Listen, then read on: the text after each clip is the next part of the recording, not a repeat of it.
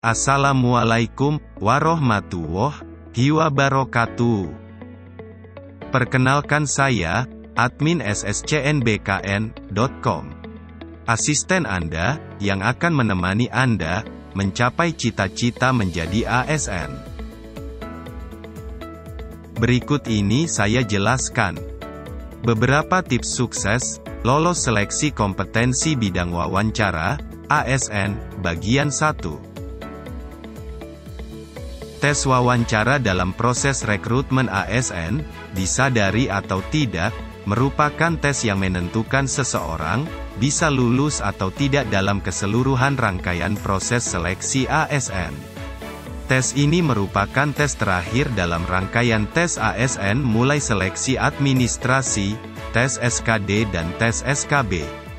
Bahkan, untuk beberapa kementerian, ada juga tes tambahan lain, seperti tes kesehatan, tes kebugaran dan tes kesamaptaan, yang ada di Kemenkumham, dan beberapa kementerian lainnya. Tes wawancara merupakan salah satu bentuk seleksi kompetensi bidang, atau SKB, dalam penerimaan ASN. Peserta ujian, yang berhak mengikuti tes wawancara, adalah peserta yang telah dinyatakan lolos SKD. Peserta tes ASN dinyatakan berhak ikut pada tahap SKB, setelah berhasil melewati nilai ambang batas atau istilah lainnya disebut passing grade. Hal yang perlu diketahui adalah, tidak semua peserta ujian yang lolos passing grade, tes SKD dapat mengikuti tes SKB. Hanya peserta ujian, yang memiliki peringkat 3 besar tes kompetensi dasar, pada satu instansi yang berhak untuk ikut seleksi kompetensi bidang.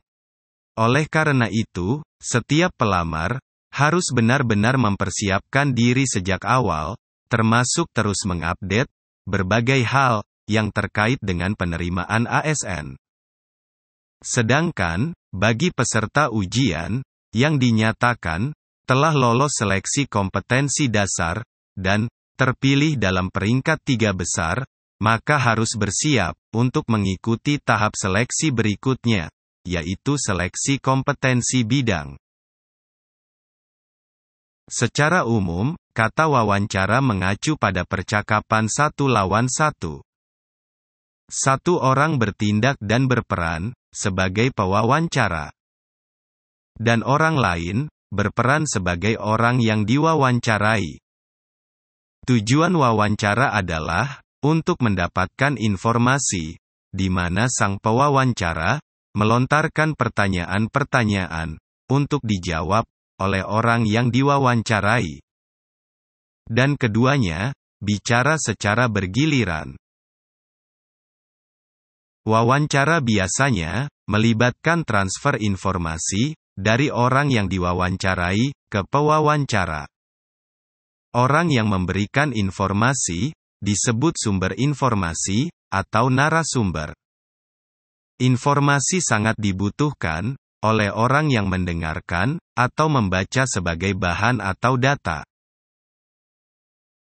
Di dalam Permenpan RB, nomor 36 tahun 2018, disebutkan bahwa kompetensi bidang adalah kemampuan dan karakteristik dalam diri, berupa pengetahuan, keterampilan, dan perilaku, yang diperlukan dalam pelaksanaan tugas jabatannya, sebagai individu. Sehingga mampu menampilkan, unjuk kerja yang tinggi, dalam suatu jabatan tertentu.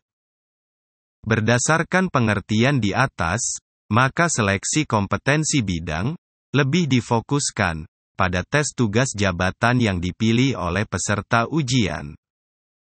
Salah satu bentuk tes kompetensi bidang tersebut adalah tes wawancara seputar tugas jabatan. Info selanjutnya, kita simak tips sukses lolos seleksi kompetensi bidang wawancara ASN, bagian kedua. Sebelum itu silahkan klik like, komen dan subscribe, supaya Anda bisa menerima informasi terupdate seputar wawancara ASN. Wassalamualaikum warahmatullahi wabarakatuh.